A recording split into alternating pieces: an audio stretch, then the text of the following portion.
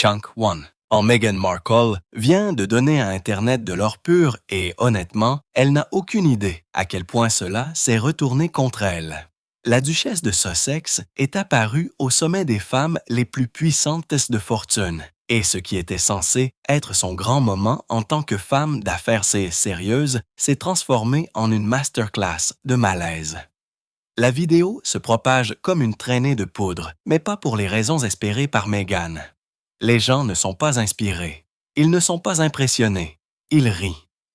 Ils sont confus et ils dénoncent chaque contradiction qui a jailli de sa bouche pendant cette interview. Imaginez Meghan sur scène essayant désespérément de se positionner comme cette fondatrice authentique et accessible qui est comme tous les autres entrepreneurs qui travaillent dur. Elle parle d'indépendance financière, de construction de communauté, de sa passion pour sa marque. Mais voici la chose que personne ne peut ignorer. Chaque mot semble avoir été répété. Chaque affirmation semble creuse et le public peut le sentir. Vous pouvez pratiquement sentir la déconnexion entre ce qu'elle dit et ce que tout le monde dans cette salle sait être vrai. La modératrice pose des questions faciles les unes après les autres et Meghan répond avec sa fameuse salade de mots, lançant des mots à la mode du monde des affaires qui sonnent impressionnants mais ne veulent absolument rien dire. Elle parle d'authenticité alors que toute sa présentation crie au fabriqué. Elle discute de la construction de sa marque à partir de zéro, tout en passant commodément sous silence le fait que chaque porte s'est ouverte pour elle parce qu'elle a épousé un prince. La dissonance cognitive est stupéfiante.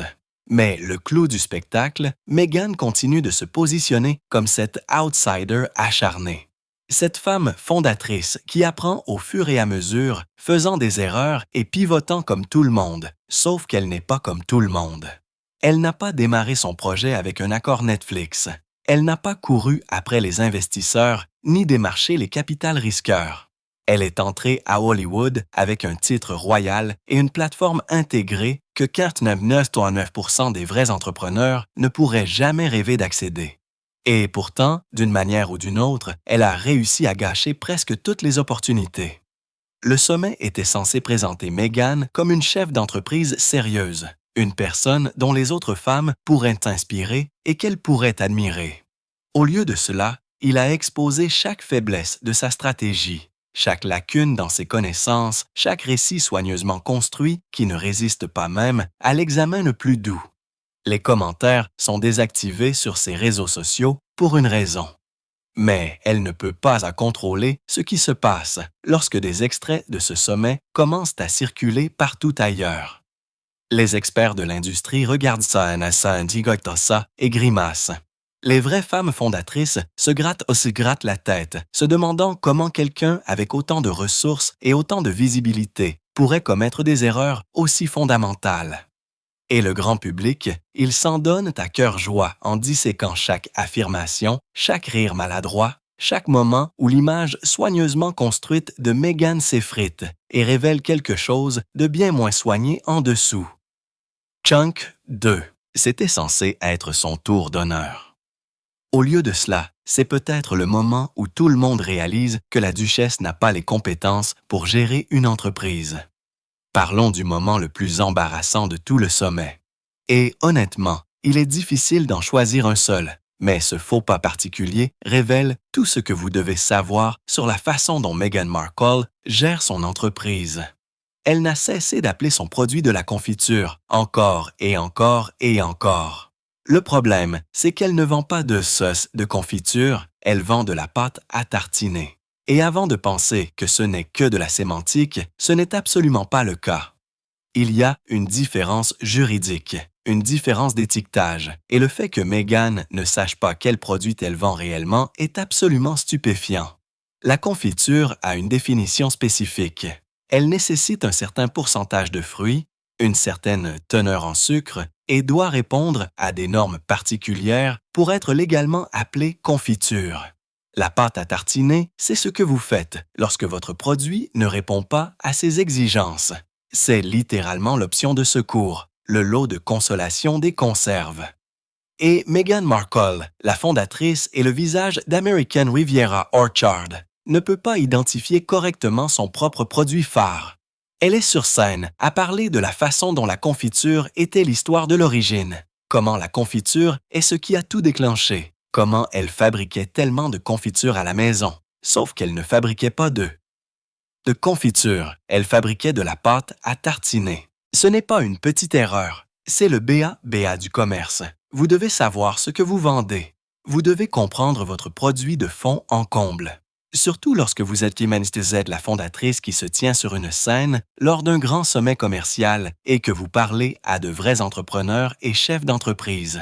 Ces femmes, dans le public, ont fait leur devoir. Elles connaissent leurs produits, leurs marges, leur chaîne d'approvisionnement, leur concurrence. Et voici Meghan qui tâtonne sur l'élément le plus fondamental de toute sa marque. La modératrice ne la corrige jamais, pas une seule fois. Elle laisse juste Meghan divaguer sur la confiture, la confiture, la confiture. Alors que quiconque a réellement acheté chez American Riviera Orchard sait que l'étiquette indique clairement qu'il s'agit de pâte à tartiner, la déconnexion est choquante.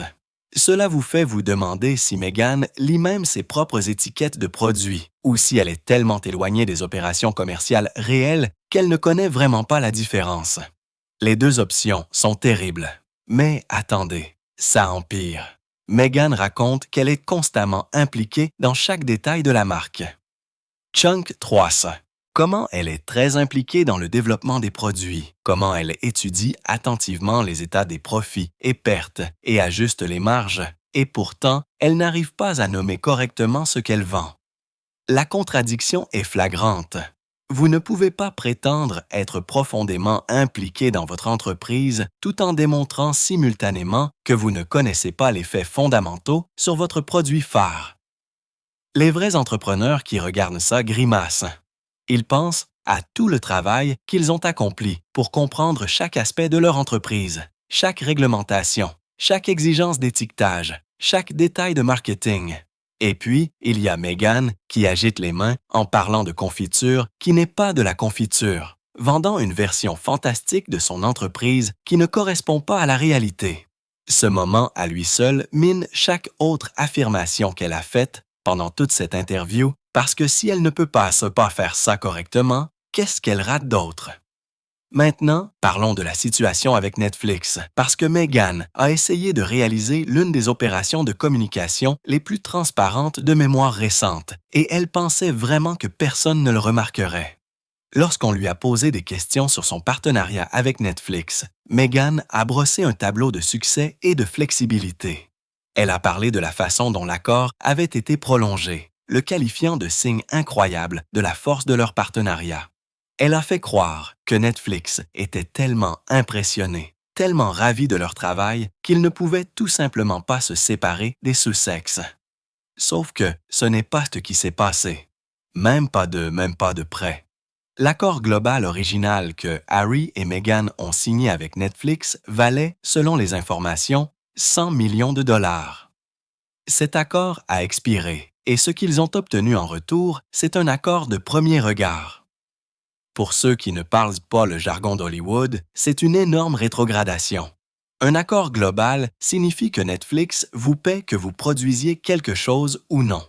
Un accord de premier regard signifie que Netflix peut voir vos idées en premier, mais ils ne sont pas obligés d'acheter quoi que ce soit. Et ils ne font certainement pas des chèques juste pour le privilège de votre présence. Meghan a essayé de présenter cela comme leur donnant de la flexibilité, disant que maintenant, ils peuvent proposer du contenu à d'autres partenaires si ce n'est pas le bon créneau pour Netflix. Mais voici la réalité que tout le monde dans l'industrie du divertissement connaît. Si Netflix, le géant du streaming qui achète pratiquement tout, refuse votre contenu, bonne chance pour trouver quelqu'un d'autre qui paiera un prix décent pour cela. L'industrie se contracte. Les studios réduisent les budgets. Paramount se noie sous les dettes. Disney est en difficulté. Warner Brothers est vendu en morceaux. Netflix est l'une des seules entreprises qui continue de dépenser. Et s'ils ne veulent pas entendre de votre émission, vous êtes probablement coincé. À la vendre pour une bouchée de pain ou à la diffuser sur YouTube. Donc, quand Meghan s'assoit là à parler de la merveilleuse flexibilité dont il dispose, ce qu'elle dit vraiment, c'est que Netflix a cessé de leur garantir de l'argent. Ils n'ont plus assez confiance en la marque Sussex pour payer d'avance. Ils veulent voir les propositions, évaluer chaque projet individuellement et décider au cas par cas si cela vaut l'investissement.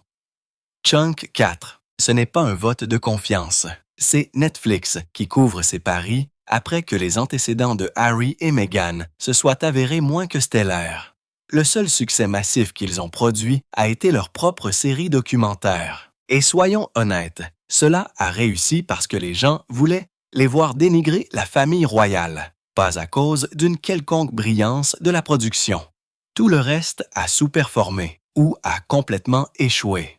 Et maintenant, Meghan est sur scène, essayant de convaincre une salle remplie de femmes d'affaires intelligentes que cette rétrogradation est en fait une victoire stratégique. L'audace est presque impressionnante. Presque. Mais la réalité est transparente et aucune quantité de communication soigneusement formulée ne peut cacher le fait que Netflix vient de discrètement rétrograder la duchesse.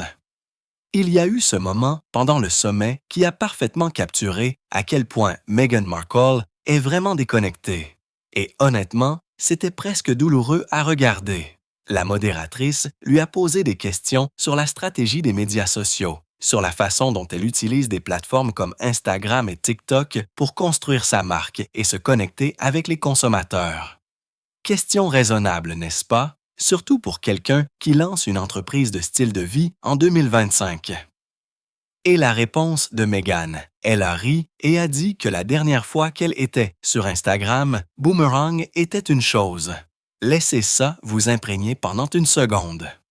Boomerang, cette fonctionnalité a été lancée en 2015 et a culminé vers 2017. Meghan admet essentiellement qu'elle n'a pas interagi de manière significative avec Instagram depuis près d'une décennie.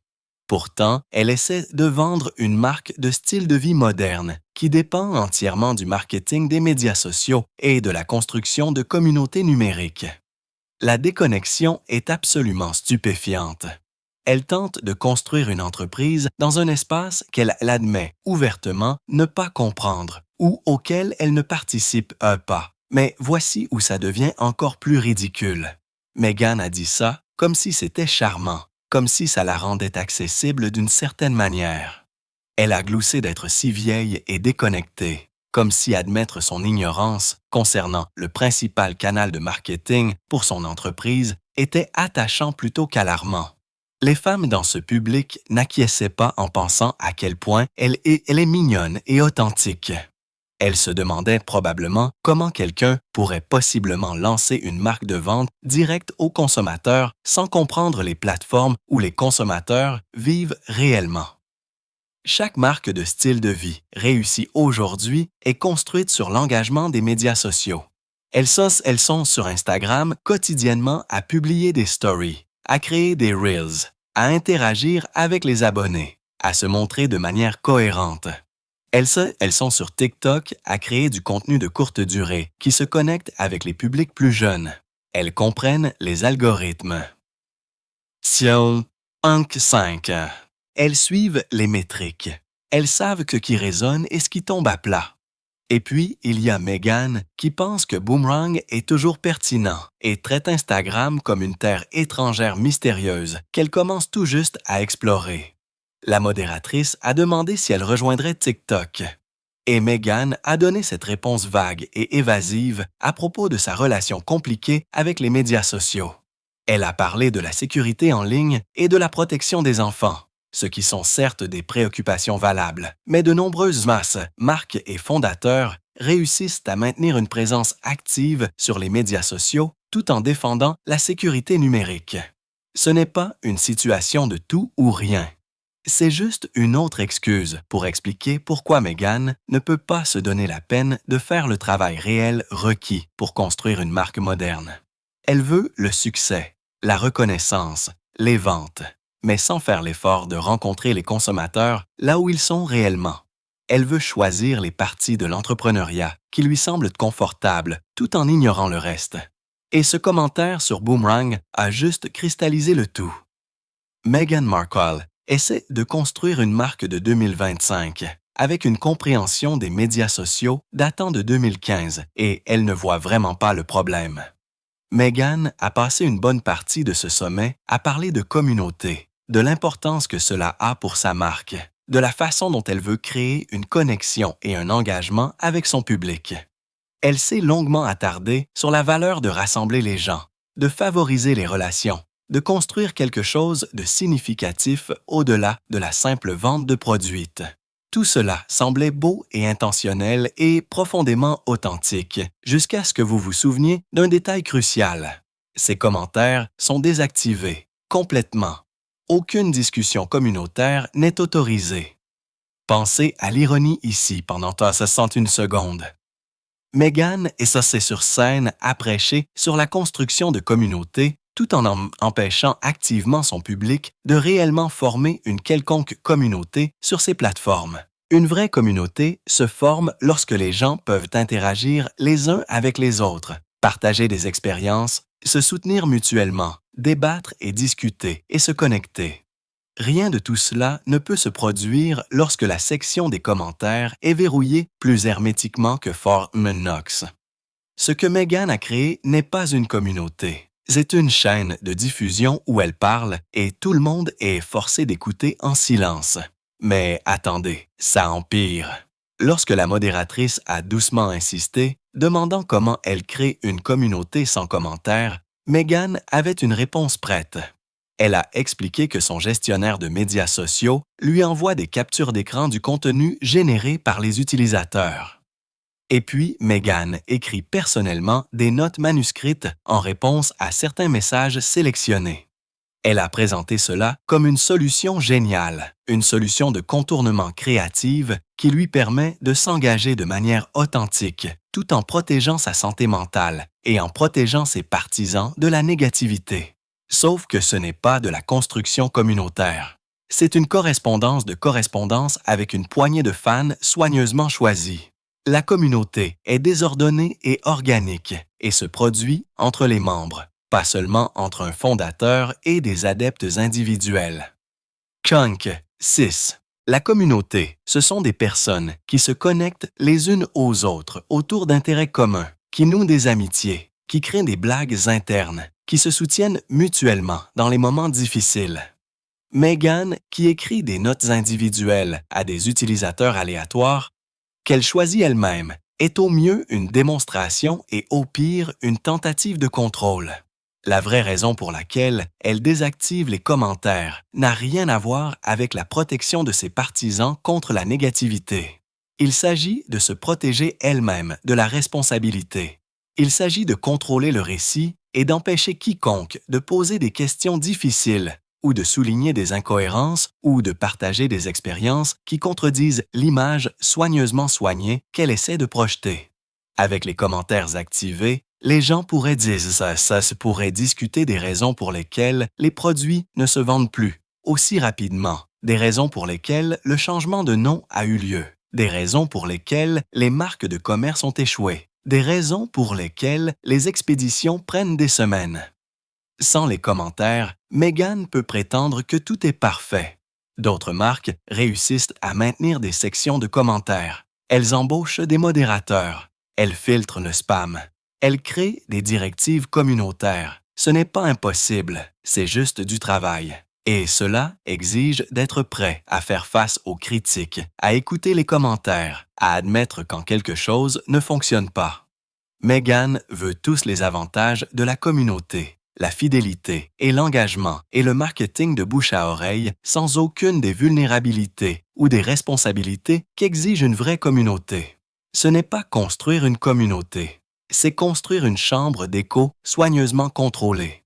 Il y a eu ce moment, pendant le sommet, qui a fait grincer des dents quiconque ayant même des connaissances de base en production télévisuelle. Meghan parlait de son émission Netflix With Love Meghan et essayait d'expliquer pourquoi 8 épisodes répartis sur 2 saisons étaient en quelque sorte une entreprise massive. Et puis, elle a fait cette comparaison qui était tellement ridicule, tellement gonflée de manière transparente, qu'il est honnêtement difficile de croire qu'elle l'ait dit avec un visage impassible. Elle a comparé la production de son émission de cuisine à ses 7 années dans Sweat. Décomposons pourquoi c'est absolument insensé. Sweat était une série dramatique juridique, scénarisée d'1 heure. Meghan a travaillé sur cette émission pendant 7 ans, tournant 16 à 18 épisodes par saison. C'est un calendrier de production qui dure la majeure partie de l'année. Elle devait mémoriser des pages de dialogue, atteindre des marques précises pour la caméra, travailler avec plusieurs réalisateurs et directeurs de la photographie, se coordonner avec une distribution d'ensemble et maintenir la cohérence du personnage à travers des années de narration. L'équipe était massive, les délais de production étaient serrés et les exigences techniques étaient importantes. With Love, Meghan est une émission de cuisine de style de vie. Elle filme dans de beaux endroits, principalement sa propre maison ou des espaces soigneusement aménagés. Elle ne mémorise pas de scénario. Chunk, 7. Elle parle avec désinvolture de recettes et de divertissement.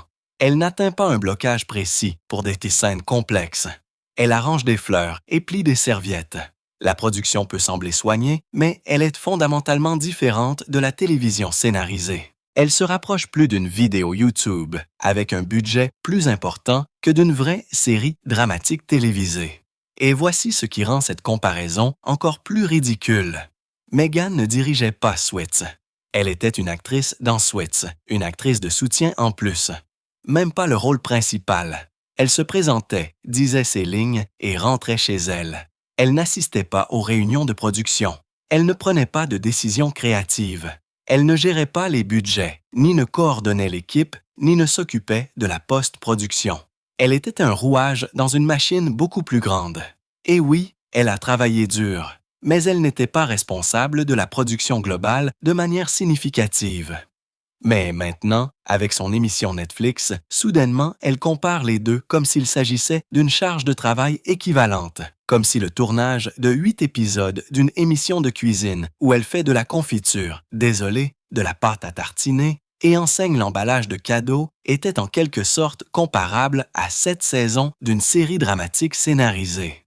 Le gonflement de sa propre importance et de la difficulté de son travail actuel est vraiment époustouflant. Les vrais producteurs de télévision qui regardent ça crient probablement à leurs écrans.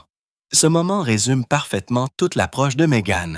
Elle prend cela en quelque chose de relativement simple, l'enveloppe dans un langage qui sonne important, le compare à quelque chose de légitimement difficile et espère que personne ne remarque l'énorme fossé entre la réalité et son récit.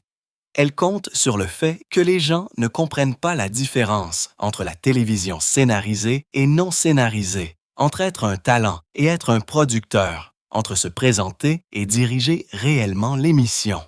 Le summum de l'insensibilité a été atteint lorsque Meghan a commencé à parler d'indépendance financière. La modératrice lui a posé cette question facile sur l'importance pour les femmes d'avoir leur propre argent et de faire leurs propres choix. Et Meghan s'est lancée dans tout ce discours sur l'autonomisation et l'autonomie, et à quel point il est crucial pour les femmes d'avoir la liberté financière. Elle a parlé de l'éducation financière pour les jeunes filles, de se soutenir mutuellement dans nos héritages, de la façon dont nous ne devrions pas avoir peur de parler d'argent. Et pendant tout ce temps, tous ceux qui regardaient devaient penser la même chose. Cette femme a épousé un prince. Soyons clairs sur le chemin de Meghan vers l'indépendance financière. Elle était une actrice qui travaillait dans une émission câblée, gagnant un salaire correct, mais rien d'extraordinaire. Puis elle a rencontré le prince Harry, s'est mariée dans l'une des familles les plus riches et les plus puissantes de la planète, et a soudainement eu accès à des ressources et à des connexions que 99% des femmes n'expérimenteront jamais. Chunk 8. Toute sa plateforme actuelle, chaque opportunité commerciale qu'elle a, chaque porte qui s'ouvre pour elle existe parce qu'elle a épousé un membre de la royauté. Ce n'est pas de l'indépendance financière. C'est épouser de l'argent, puis le renommer entrepreneuriat. Les femmes dans cette salle, les véritables entrepreneurs et chefs d'entreprise. Elles ont construit leur succès grâce à des années de travail acharné. Elles ont démarché des investisseurs. Elles ont maximisé leur carte de crédit. Elles ont fait un deuxième emploi pour financer leurs rêves. Elsham n'avait pas un beau-père, qui est, le roi d'Angleterre. Elles n'ont pas eu de réunion automatique avec les dirigeants de Netflix à cause de leur titre royal. Elles n'ont pas lancé de marque de style de vie avec une couverture de presse intégrée du monde entier. Elles ont gagné chaque étape de leur succès grâce à leur talent, leur travail acharné et leur persévérance. Et voici Meghan, assise sur cette scène à leur prêcher sur l'indépendance financière comme si elle avait la moindre idée de ce qu'il faut réellement pour bâtir une richesse à partir de rien. Comme si elle comprenait la lutte d'être une femme en affaires sans filet de sécurité, sans relation, sans un nom de famille célèbre ouvrant toutes les portes. L'hypocrisie est absolument stupéfiante. Elle parle d'autonomie alors que tout son modèle d'affaires dépend de la connexion royale dont elle prétend simultanément vouloir s'éloigner. La modératrice a posé des questions sur l'importance de l'indépendance financière et Meghan a dit que cela vous donne la liberté de choisir. Bien sûr, absolument vrai. Mais de quel choix parle-t-elle? Le choix de quitter la vie royale n'a été possible que parce que Harry avait de l'argent. Le choix de déménager à Montecito a été financé par la richesse royale. Le choix de refuser des opportunités ou d'être sélectif quant au partenariat n'existe que parce qu'elle est financièrement en sécurité grâce au mariage. Tout ce qu'elle présente comme sa propre réussite est en réalité construit sur une base de richesse héritée et acquise par le mariage. Une véritable indépendance financière signifie construire quelque chose entièrement sur son propre mérite. Cela signifie ne pas avoir de filet de sécurité, ne pas avoir de ressources de source de secours, ne pas avoir un partenaire dont la famille pourrait acheter et vendre de petits pays. Meghan, qui parle d'indépendance financière à de vraies femmes qui se sont faites toutes seules, n'est pas inspirant, c'est insultant. Meghan a fait grand cas pendant le sommet du fait que ses produits continuaient de se vendre. Elle en a ri, a trouvé ça incroyable, a dit que c'était à la fois une bénédiction et un défi parce qu'ils ne pouvaient pas recueillir de données de consommation appropriées quand tout disparaissait si rapidement. Elle a brossé un tableau de la demande écrasante de clients, essayant désespérément de mettre la main sur les produits American Riviera Orchard avant qu'ils ne disparaissent. Chunk. 9. Tout cela sonnait impressionnant, comme la preuve que sa marque établissait un lien authentique avec les consommateurs. Jusqu'à ce que vous vous penchiez sur ce qui s'est réellement passé, ces premières ruptures de stock dont tout le monde n'arrête pas d'entendre parler. Elles ont été fabriquées grâce à la rareté. Les initiés de l'industrie et les analystes commerciaux ont souligné que si vous ne stockez que 50 ou 100 unités de chaque produit, bien sûr, vous allez rapidement être en rupture de stock. Ce n'est pas une demande organique, c'est une offre artificiellement limitée, créant une fausse urgence. Les vraies marques testent le marché en stockant de manière appropriée, en ayant suffisamment de stock pour évaluer réellement l'intérêt réel.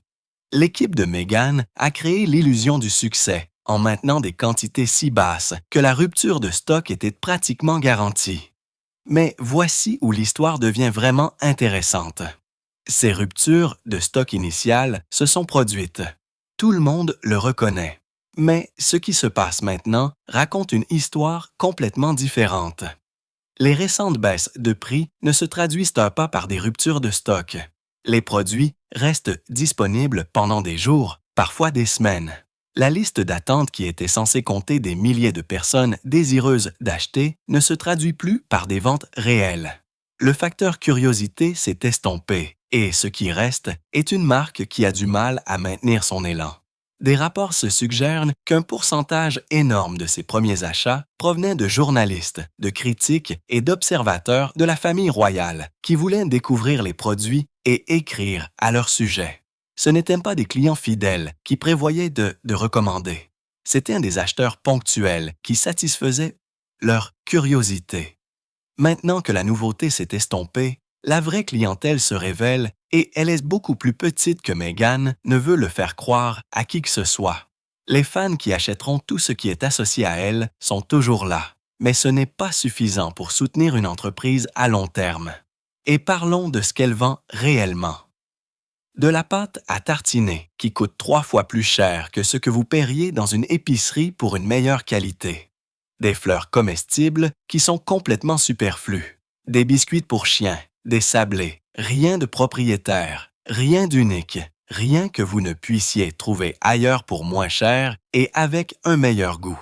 Le seul argument de vente est le nom de Mégane qui y est attaché, et apparemment, ce n'est plus suffisant. Le marché a parlé et le message est clair. Les gens ne sont pas impressionnés. Mégane s'est assise sur cette scène à parler de la gestion des stocks et des défis de la chaîne d'approvisionnement comme si elle était confrontée à une demande écrasante.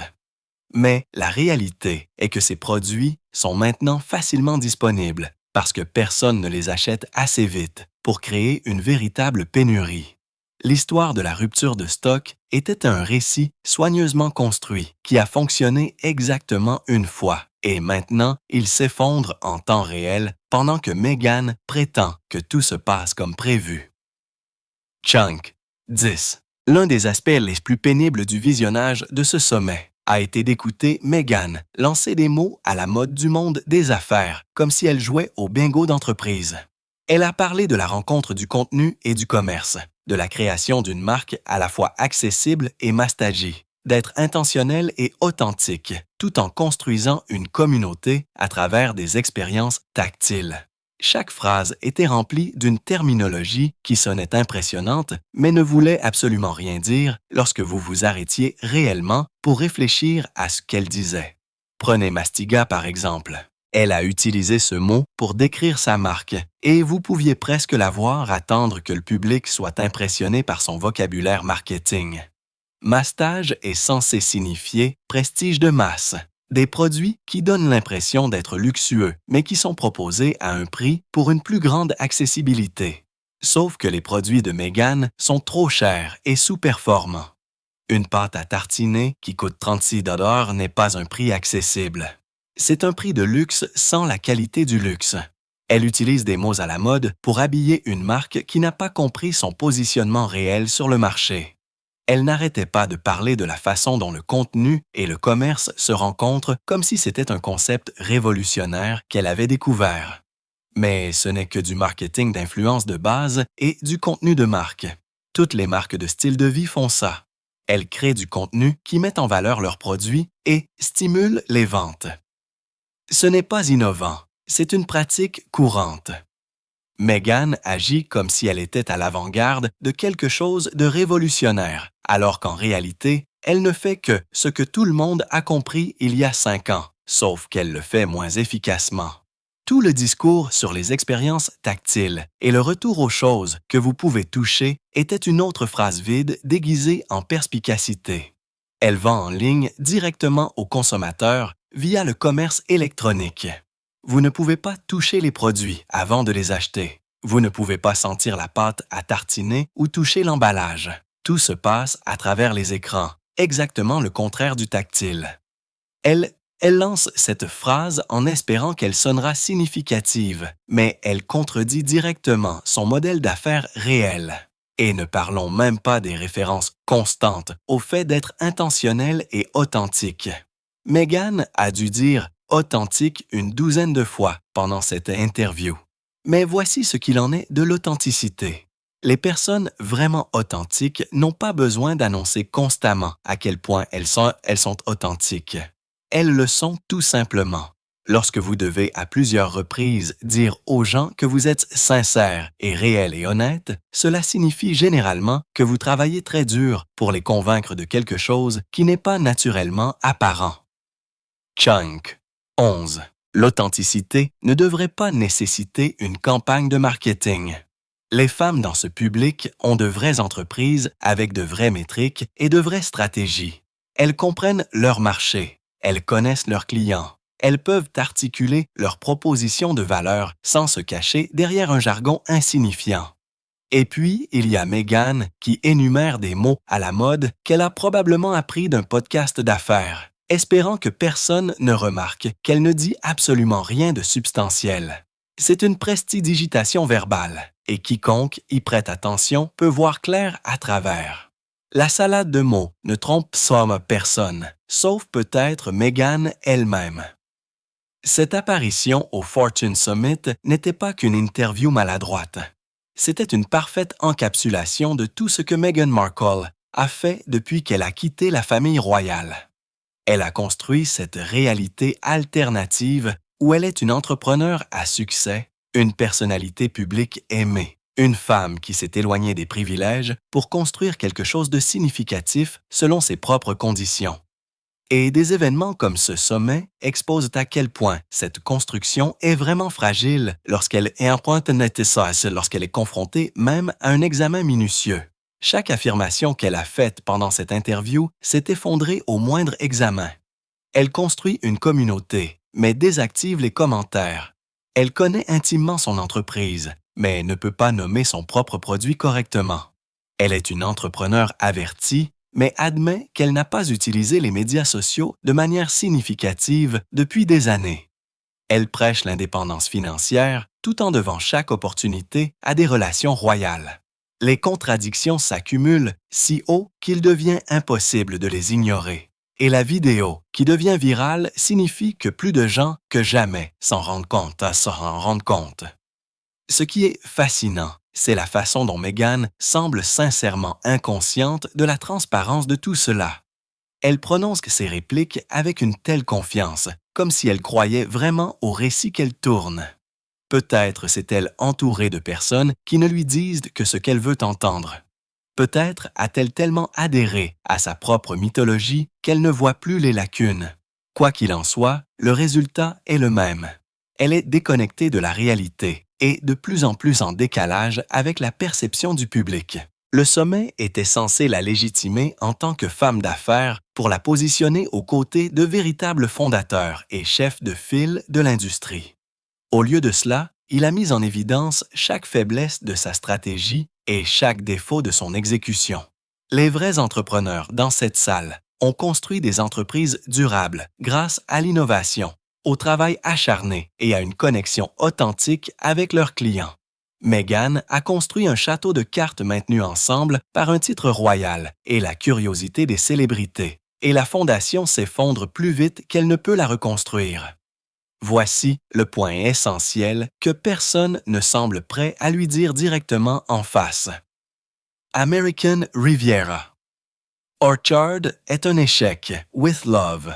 Meghan a sous-performé. Le podcast s'est effondré et a brûlé. Chunk, 12. Le livre pour enfants a fait un flop. Le schéma est indéniable. Et aucune quantité de salade de mots ou de recadrage stratégique ne peut le cacher.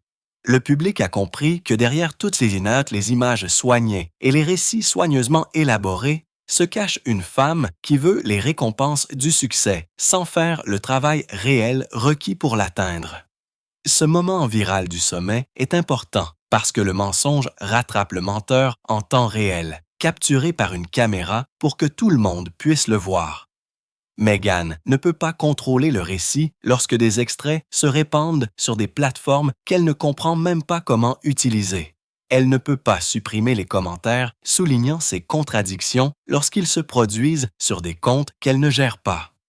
L'image soigneusement construite se brise et tous les discours d'authenticité au monde ne la reconstitueront pas.